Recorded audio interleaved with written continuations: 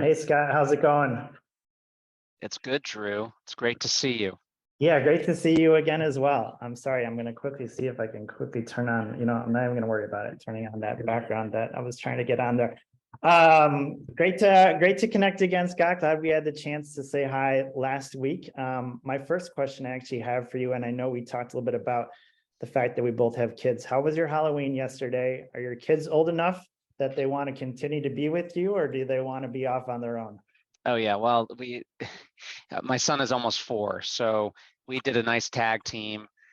He would knock on the door, and I would coach him from behind, saying, "Okay, remember to say trick or treat and thank you." So that was we got a good solid block in together, both sides of the street, and we had a fun time. He said it was a great Halloween, so that's all I could ask for. Perfect. Well, I know with you being out in California, you typically have good weather. We're here in Chicago, I think I told you, and we've got two little ones, a first grader and a kindergartner, and it was nice to get out. And I'm at the point now where I don't have to walk them up to the door. I can kind of sit back on the sidewalk, let them get their candy at their neighbors' houses, and then make sure that they say hello. So in a good spot right now, and I'm sure it'll only hopefully continue to get better. Well, thanks once again, Scott. This is great to have you here. For those of you guys that don't know me, I know I got introduced earlier, but I'm Drew Brennan, Senior Client Partner here at Nextdoor. Scott is the SVP of Strategy and Innovation at Dine Brands. My first thing I wanted to get to, Scott, is tell us a bit about your journey. When you and I talked last week, we talked a little bit about how you got your career started as a trader out in New York City. Then you went to UCLA, got your MBA, followed by Boston Consulting Group. Tell us a little bit about your journey and how you got to Dine Brands. Yeah, I think that's a pretty good synopsis of my stops. It's been a varied career so far. I guess most recently, after I'll just kind of pick up from where you stopped. So I after business school, I joined Boston Consulting Group for about 5 years. Was a management consultant in their LA office. Was a generalist. It was a great experience to get exposure across industries and functional topic areas. So did everything from marketing strategy to growth strategy to organizational transformation. It just gives you a nice exposure to everything across the business. And I joined Dine Brands here in Glendale about 6.5 years ago. And Dine, for those that are not familiar, is the franchisor of Applebee's and IHOP restaurants. So yes, both brands are owned by one company, which is a little bit surprising. We're 100% franchised, which makes us a little bit unique in the space, publicly traded company.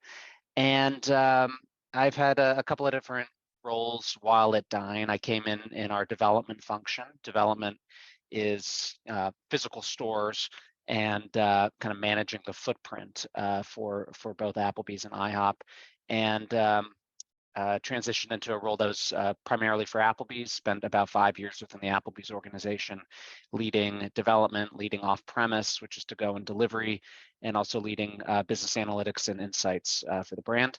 And about 18 months ago, I took on a new role at the enterprise level, which is leading strategy across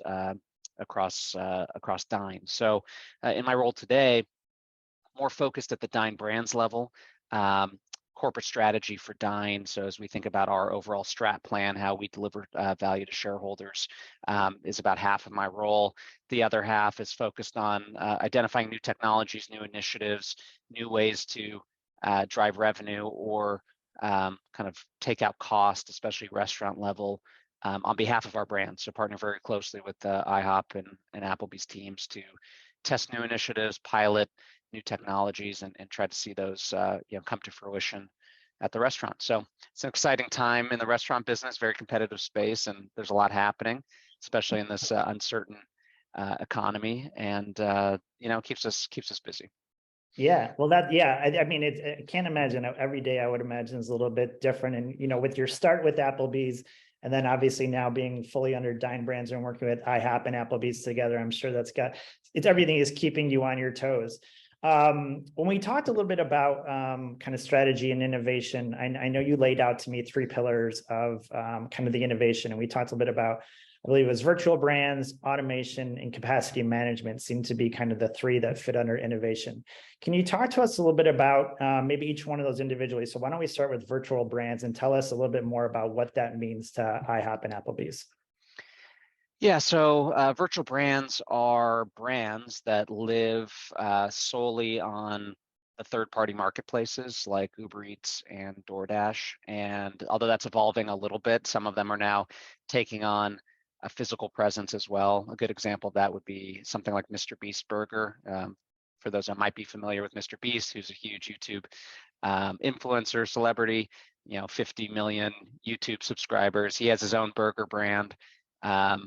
That he created, which is distributed outside of our system, but they opened a physical brick and mortar maybe 6 weeks ago, 8 weeks ago at this point, and it was the biggest restaurant opening of all time because that guy is able to really activate his audience, and that brand is very indicative of what a lot of folks are trying to accomplish with virtual brands. So we are trying to leverage the excess capacity we have in our kitchens. We've got a physical infrastructure. We've got fixed assets. We have this kitchen line and employees and food SKUs that are already in the kitchens. How do you then reimagine those items and create brands that can reach a new target audience, right? That maybe you can't reach with your core brand for a number of different reasons. So for IHOP, it's a great example.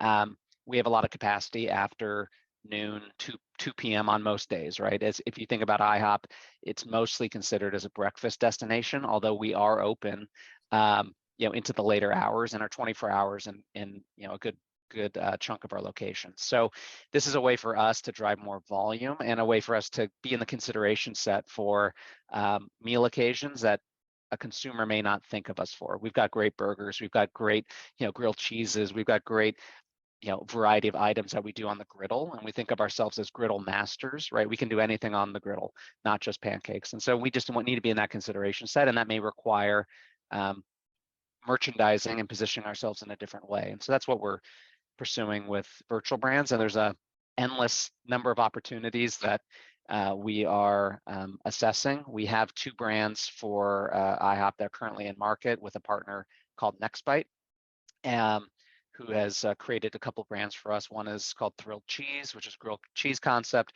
One is called Super Megadilla, which is a quesadilla concept. So both, not tied to IHOP, but both leverage a lot of the existing infrastructure. So a great opportunity for us, great opportunity for the family casual dining industries to explore. We're in the early innings of it. Still a lot to learn, but it's a fun part of the business because it's about launching a new brand, right? And this is not something we get to do every day. And so we get to build some new muscles and see how consumers react to it. That's really neat. Yeah, the Mr. Beast, I don't know if you saw the news on him last week. I don't know if you saw that he's looking to raise some money. I think he wants to become the first $1 billion, I believe, YouTube star. Certainly interesting on his side, the following he's created. So it's neat as well that you guys have really kind of latched onto him and become a partner with him, which is really cool. Talk to us a little bit about, so I mentioned virtual brands, automation, capacity management. So automation, I think you and I, we joked a little bit about, are we going to be seeing robots serving us food in the next, 5-10 years? Talk to us a little bit more about what automation means for Dine brands. And then if there's anything you can share as well as it relates to what are some of the things that you guys have implemented from an automation standpoint at either IHOP or at Applebee's? Yeah, so at the highest level, there's a lot of macroeconomic pressures on not just the restaurant industry, but on most, retail-facing businesses, as it relates to inflation and as it relates to scarcity of labor, right? And those have been very well publicized over the last couple of years. And so when we think about automation, it's not really about replacing. It's not about replacing your labor force. It's about supplementing your labor force to kind of get to full efficiency effectively, because as we've said publicly, we're still not quite at the staffing levels that we were pre-COVID, and a lot of the labor force has exited the restaurant industry, at least on a temporary basis, but it's likely kind of a structural change that most will have to deal with. So there's a lot of restaurant concepts that are currently piloting with both front of house and back of house technologies that make your labor, your employees more productive. And it's not about, again, it's not about replacing it. It's about taking kind of quote lower value added tasks, repeatable tasks, and automating those so that you free up your team to be more customer facing, right, and dealing with your customers. So we're assessing a number of technologies that are out there. I think one that we've stated publicly and that we do have out there is kind of a front of house server robot, basically, that's in an IHOP up in Northern California. And consumers love it because it's kind of a novelty, I think, for them at this point, when you see a robot come out with your food kind of on a tray on top of it. But the servers love it as well because it's again, it's about supporting them. They're not making runs back and forth with a heavy tray with 6 plates on it. It's helping them save some time, right, and then spend more time on consumer facing activities. So that's an early test, but we have to think of it holistically. All of these things have to have a payback. There's a lot of buzz around this tech, but ultimately, the proof will be whether it adds some consumer benefit to it or if it has a economic savings. And so we're looking at a lot of things, and are certainly, I think in the next 5 to 10 years will be more prominent as you look across the restaurant landscape. Completely agree. And you brought up COVID there, and you brought up some interesting aspects as it relates to having workers in locations and making sure that you're fully staffed. And I know you talked a little bit about when we talked about virtual brands, DoorDash and Uber Eats. How did COVID kind of accelerate your plans as it related to, let's look specifically at a partnership with a DoorDash, a partnership with an Uber Eats, along with pickup in store? Did COVID accelerate everything, or were you guys already on that path around those types of models? Well, I mean, both. We were fortunate to have the infrastructure in place, so we had already been doing third-party delivery. We, for Applebee's, for example, we've done Carside to go, Carside pickup for 20 years. We're one of the first in the space to do that. So we had the foundations, and as a large scaled brand, company with 2 very large brands, we kind of have some of the technology infrastructure in place to adapt relatively quickly. So we already had, websites, apps, features, and functionality that could accommodate the off-premise business. Because what really happened was it did, to your point, accelerate the change. Probably 5 years. We went from rough numbers, businesses that were about 10% off-premise to 100% overnight because our dining rooms are closed. Now that then modulated back. We're currently around we range in the 25% range about for both brands of off-premise. That's still a significant difference, over 2 times the sales volumes, and that has sustained itself. So the business mix looks very different. It requires you to reallocate investments between those channels, requires you to be deeper in digital and in digital marketing, digital innovation, et cetera. And things that we're already doing, but it's just the focus and the investment levels are probably different than they were a couple of years ago. Makes a ton of sense. And then kind of one of the other things we talked a little bit about as it relates to almost future looking when you think about strategy and innovation. Talk to us a bit about how you guys, Dine Brands or Applebee's and IHOPs, think about either NFTs or cryptocurrency, and how you guys make sure that you're prepared for possibly a time where people are paying not using monetary currency at your store locations. Yeah, it's something that we've put on the board, in addition to a couple of other kind of emerging, we call them technologies that are out there that we're interested in. I think the use case is still evolving as we go, but both brands have kind of I think there's sincerity to it, but somewhat tongue in cheek have played in the NFT space. So last year, I think this was actually back in January, Applebee's did a weekly NFT drop, which was kind of related to some product lines that they were promoting, right? And so thinking of it as an extension of your marketing activities.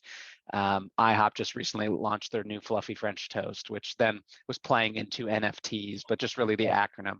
So it's something that we're aware of. We think there's certainly a role in the future as it relates to ordering, and I think that's we're starting to see some brands play in the metaverse, right, and allow users to order within those channels. It's really just a different channel. You're immersed within some virtual reality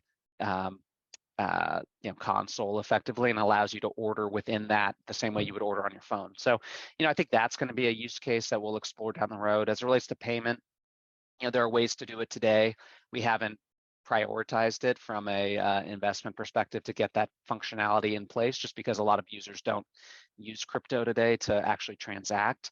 It's really kind of used more as a long-term investment vehicle, it seems, for some. So, but we'll see. We'll be ready to move on that once adoption gets to a certain level. Yeah, it's really interesting. It's one of those things that I still sometimes, when I even read articles around it, especially NFTs, trying to wrap my mind around it, I'm like, oh my gosh, am I not understanding this? But then I take No, it you back. don't get it. No, you just no. We've aged out. I think we both aged out of this one. We're not old, but it's too late for us. I think that's very true. I do actually, I do own one NFT, but I don't even think I know how to access it though. I bought it. It was a very small amount of money. I bought it. I don't think I could even show it to you. I don't even know where it is. So that tells you probably about as much as I need to know about NFTs. So let's take a look at kind of your broader role, Scott, as it relates to strategy and innovation. And, this whole session is really kind of all about C-suite and marketing leadership. How does your role across strategy and innovation over there at Dine Brands, how do you interact with the other C-suite members? So whether it's C-suite across finance, operations, marketing, obviously, I would imagine a lot of what you're handling and what you're looking at, you're going to be, engaging with other members on the C-suite. So tell us a little bit about what you do within your role, how that gives you access to, and how that allows you to work together with the other C-suite members at Dine Brands. Yeah, I mean, we're a shared services organization, so we've got shared finance, legal, IT, HR, et cetera. Shared strategy, so I am a shared service, and then we've got dedicated brand teams. And within those brand teams, you have marketing and operations and insights and a few other functions like that. And so each Applebee's and IHOP has their own brand teams that are dedicated. And so as a support function, you rely on influencing and being collaborative and trying to bring other stakeholders along in the journey. So I could have a great idea about wanting to do crypto, but if the brands don't see a reason to do that, then it's not going to go anywhere, right? I don't technically kind of own the P&L in that way, and in a way that maybe I used to when I was within the brand. So I think having had the brand exposure and experience, I think helps in this role. A lot of it's just relationship driven, but it also it requires you to get pretty buttoned up on building business cases and being clear as to what the reasons for wanting to do certain things are. So virtual brands, right?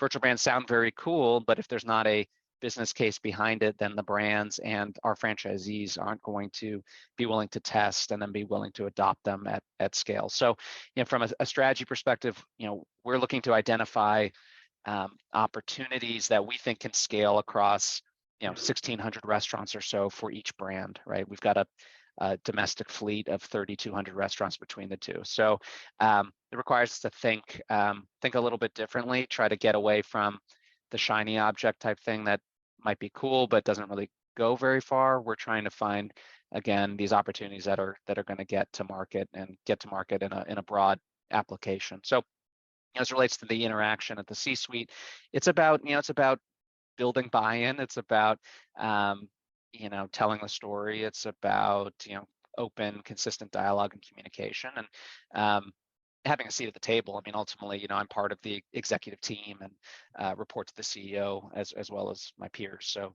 we put an emphasis on this, I guess, on this function being influential within the company, and ultimately rely on partnership with our other stakeholders to get things across the line. Great. Yeah, and I think the other aspect of that is kind of thinking about the word leadership. And I didn't put this in one of our questions that you and I were going to chat about, so I'm hoping I'm not throwing you off on this. But what do you think are some great qualities of leaders, either that you've worked with or that you've seen kind of throughout your experience and throughout your career?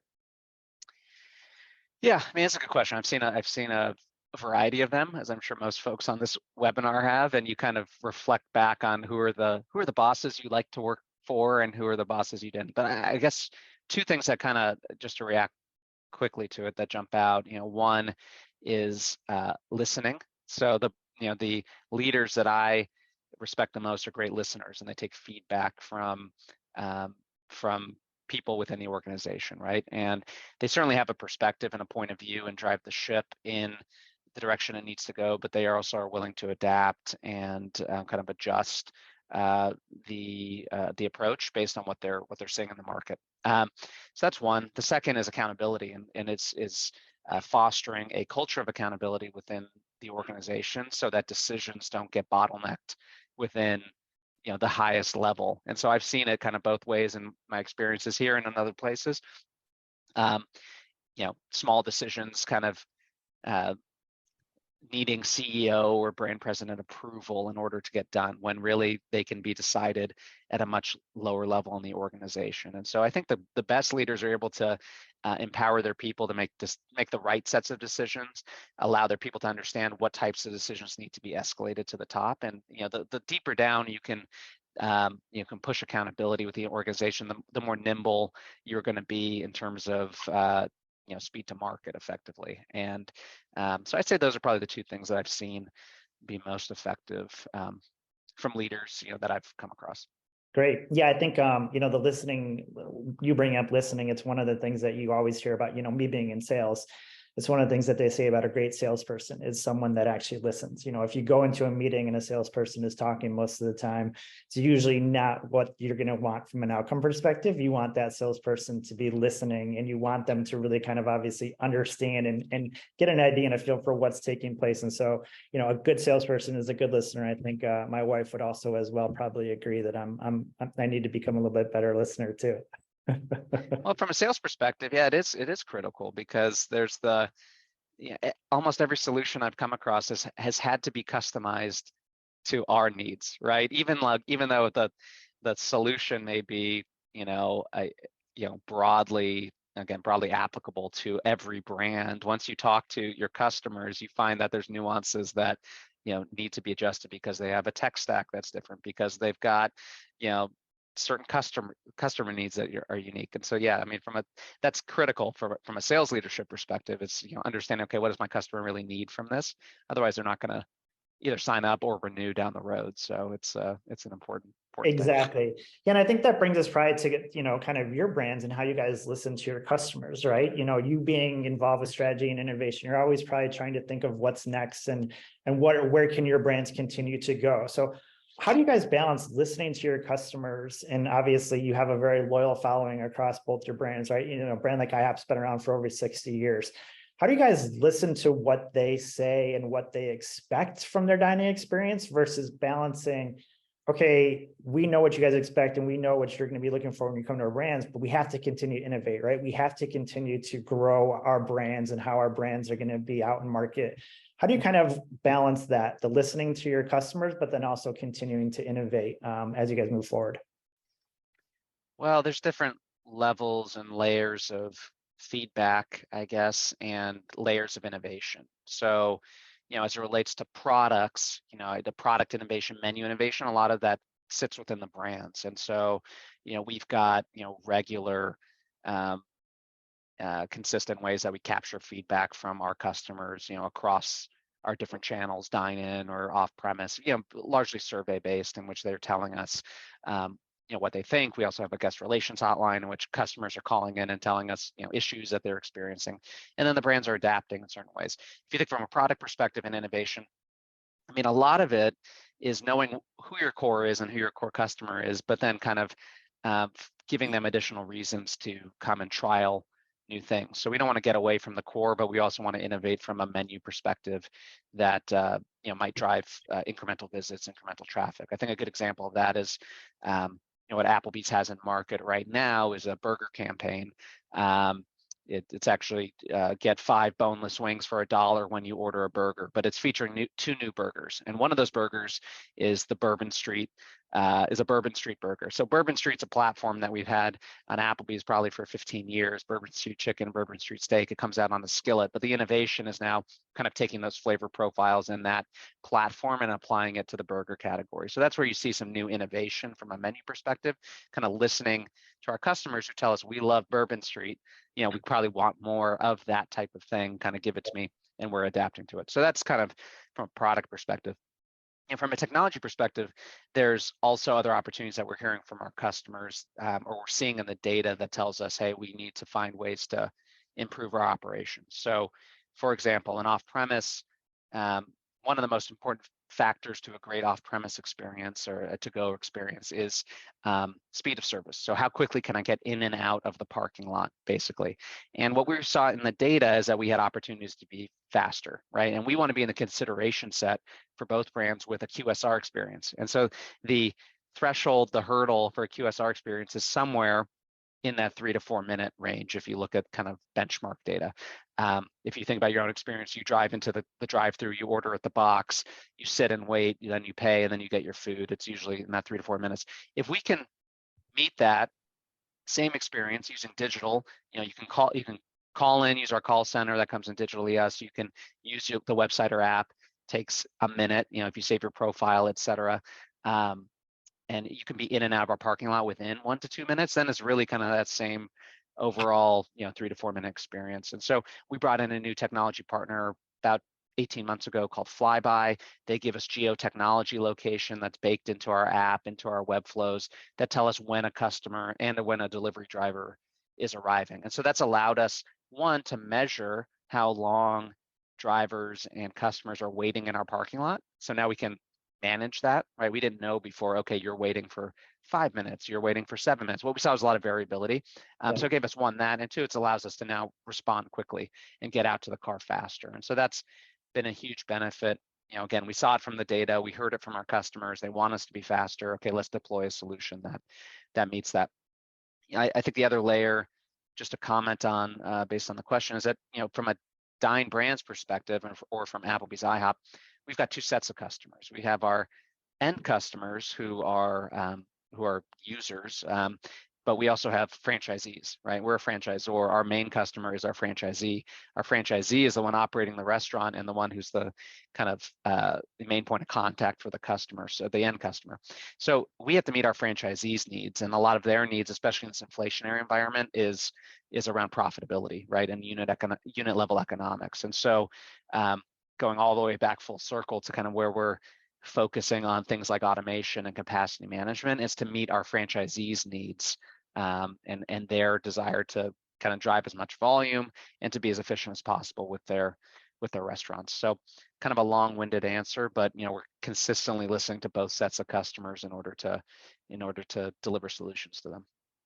Yeah, I think you bringing up the franchisees again, I think that's kind of an interesting segue. And I was listening to the call prior to ours where they had the CMO from Dairy Queen on, and I didn't realize this as well, but Dairy Queen is pretty much same thing. It's about 100% franchisee model. So kind of when you think about that, and like you said, they are your customer, right? They're your initial customer, and then the end user is your customer as well. How does it, when I think about Dine Brands, or when I think about Applebee's and I think about IHOP, how does having that franchise model, how does that kind of change, or how does that obviously influence at the end of the day, kind of the C-suite leadership? So how you guys make decisions, because like you said, you have a customer right there that you guys have to serve. So how does the franchisee model influence your overall decision-making as a whole? Yeah, I mean, it's an additional stakeholder that you need to bring along in the journey. And so great franchisors have great relationships with their franchisees because they realize that the whole engine only works if the franchisees are kind of bought into the strategy, and ultimately if they're in a profitable situation, and it's not just, okay, franchisor, I make money off of a percentage of sales, but the franchisee is not making profit, right? So there's some competing interests there, but great franchisors kind of acknowledge that and kind of balance those priorities between the two groups to find common solutions. So, what we do with both brands, I'd say, is, I think we do a very effective job of collaborating with, communicating with, and partnering with our franchisees. We do that via it's a little bit different across the brands, but kind of structured sets of councils that are meeting on a regular basis, and they're talking through business strategy. They are aligned functionally at different levels. So, for example, we've got a technology council and an operations council and a marketing council, and then an overarching business council, and they're talking about different issues and initiatives that might be coming up, and we're getting their feedback, and then we're floating off of them. Oh, what do you think about running this type of promotion? Or how about, this new type of technology that's going to have an associated cost to it for you? Like, what I think ultimately what it does is, one, it brings you closer to your customer, which is good. And being as close to the customer is a good thing, right? Because you understand what their needs are. It also makes us better, I think, from a business perspective, in being buttoned up and polished and thoughtful about what we're proposing before we propose it. And what one of my former bosses would say is, don't lead with your chin, right? So don't go in there and say, hey, we want to run this big discount promotion, without all of the backup and detail and understanding of, okay, what are the economics of that for the franchisee, right? And so that's where we have to spend a little bit more time on the front end, for sure, in order to be thoughtful about what it is we want to test or pilot or roll out at scale. But I think that makes us better over the long term, because then at least we've done that work up front. There's hopefully less surprises down the road. There's always things that come up and always things that are unanticipated, but at least we can say, with confidence, okay, we've put the business case together, we've got the buy-in of our franchisees, we've shared at least everything that we know on the at the outset, and then we kind of hold hands and see what the outcome looks like. So yeah, ultimately I think it just makes you better and helps you in the long run. That said, there's benefits to also being 100% company owned, and probably can move a little bit faster sometimes at some parts of the funnel, but it's it's part of the gig. So Exactly. Well, and I loved what you said about being thoughtful. I think a lot of people can learn a lot from being thoughtful just at the outset. I think you can learn a lot about yourself, but you can also learn a lot about how to interact and how to work with other people. So I completely agree with that. Let's talk a little bit about your rewards program. So I know, IHOP has their International Bacon Pancakes, and Applebee's has Club Applebee's. How have you seen your rewards programs grow over the years? And then how do you guys utilize a lot of the data that you guys are going to be receiving from your rewards programs? How does that data help you guys continue to grow? Yeah, so to clarify, Applebee's program is an e-club, and so effectively it's you share your email address and you're given a sign-up reward, as well as a birthday incentive, and so it's relatively and then obviously we'll use your email then to communicate various offers over the course of the year. The IHOP program is really more of a traditional earn and burn program, where you are accruing points based on your visits, and then you can redeem those points for a variety of different offers. It's going to be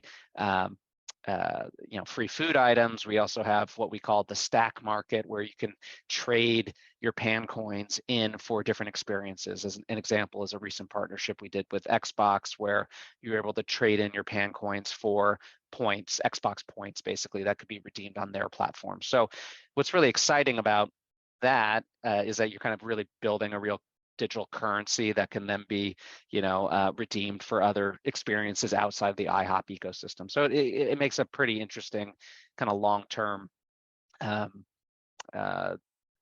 rewards program, incentive program that makes us attractive, I think, to other companies, and probably opens up some partnerships that we didn't have before. But yeah, we're using the data. I mean, the IHOP program is relatively new. It launched back, I believe, in April. We feel very good about where we are at from a signups perspective, and from an active users perspective. Certainly, we're listening and learning and incorporating those as we go forward. But yeah, that data can be used then to tailor incentives and awards, and we've done certain things over the last couple of months with multiplier programs to certain sets of targets, and trying to really now induce behavior based on what they're actually doing. So the beauty of the reward program is, probably most people that do rewards know, is that you have a much deeper insight as to consumer behavior and what incents them to actually come for an incremental visit. And that's what we're trying to do, is get you to come more often. So yeah, it's pretty exciting. It's a pretty creative program that the IHOP team has created, and we're excited about it. Great. Yeah, I think we've all been able to see what, different brands have been able to accomplish through the rewards programs. And like you said, the ability to incentivize and make someone go to a location, more than they're regularly going is obviously a huge aspect of that. We've got about 5 minutes left here. So I wanted to kind of just touch upon, obviously, where we're at now, at least from, obviously kind of the economy, inflationary aspects that we're all dealing with right now. And you've been in the casual dining space now for about 6 years. So tell us a little bit about, kind of what are some trends that you think are going to start to emerge here as we move into 2023, or what have been some of the neat trends you've seen over the last 6 years as it relates to kind of just the casual dining space as a whole? And like I said, what should we be on the lookout for as we move forward? Yeah, I mean, as we talked about before, I think this big shift into digital and off premise remains the biggest trend probably, and so there will be continue to be innovation along that avenue, right? And how do we further evolve our digital platforms? I think you're going to see some slowdown, right, in kind of function. I think the big step change kind of happened right 2 years ago, and I think a lot of concepts added on a lot of new technology, and now we're going to try to enhance that and optimize it, right, versus kind of adding on a bunch of new bells and whistles. I do think you'll start to see more of a migration of this digital technology into the four walls of the restaurants, and that will become a bit more pronounced. You saw it, most consumers saw it with the introduction of QR menus, right, during COVID. I think there's broadly been a rejection of that technology, although it was useful at that time. But now I think if you go to most restaurants, you'll see they still have the QR menus, but most people are opting in for the physical menu just because it's a better experience. That said, you're going to see the introduction of digital payments right on your own devices, and how do you use your own iPhone or Android device to engage with the restaurant in the four walls. So today for both brands, you have the ability to pay your check on your phone via a QR code effectively that's on the table or on the check. And that's a great experience, right? If you want to get in and out quickly and use your safe payment that you have on your iPhone, you could do that and not wait for the server to come back and run your bill. So I think you'll see similar types of technologies across the customer journey kind of integrate themselves in the restaurant, whether that's, okay, I want to reorder a beverage, or I want to order potentially a full meal, or I need to call my server or do something and engage with the restaurant via my device. I'm going to do that as long as it doesn't really distract from the core meaning of why you came to the sit-down restaurant in the beginning. I think why the QR code has kind of been rejected is because everybody just, rather than engaging with one another and maybe being collaborative, everyone's just looking at their own phone, and it gets a little awkward. So, but you will see digital integrate itself a lot deeper in the coming years. I also think pricing will be an interesting one. I think there's some folks who are looking at dynamic pricing, not necessarily for inside the restaurant, but on digital platforms, especially in this high menu inflation environment. How do you get a little bit more dynamic and charge based on different consumer behaviors for the restaurant industry? That's something you've seen in hotels and in airlines for years and years and years, because consumers are familiar with it. But I think you'll see some of that start to emerge in the next year or two. Nice. Yeah, I laughed at when you said the QR codes and looking on your phone. I feel like whenever I go into a restaurant and I'm looking at, if I'm looking at the menu on my phone or my wife is looking at it, we're not paying any attention to our kids. I think people are looking over at us and thinking we're the worst parents on the planet, but we're just trying to figure out what to order. But I agree, I do miss the physical menu, and that is a nice aspect. That to me is like, you're out dining, right? Is when you have a menu in your hands, you're out, there's an experience, you're actually enjoying yourself. So I completely agree with that. But the other thing I'll say too is, like you said, you have to continue to build within your own four walls, because you have those locations, right? And those locations are not going away. At least you don't want them to go away, right? So you have to continue to evolve the experience of your diners when they're actually inside your locations, and then when they're heading in. So it's not one size fits all. I mean, from a generational perspective or just whatever your preference is, we're all going to want to engage with our own devices in a different way. Sometimes you want to talk to a server, sometimes you won't,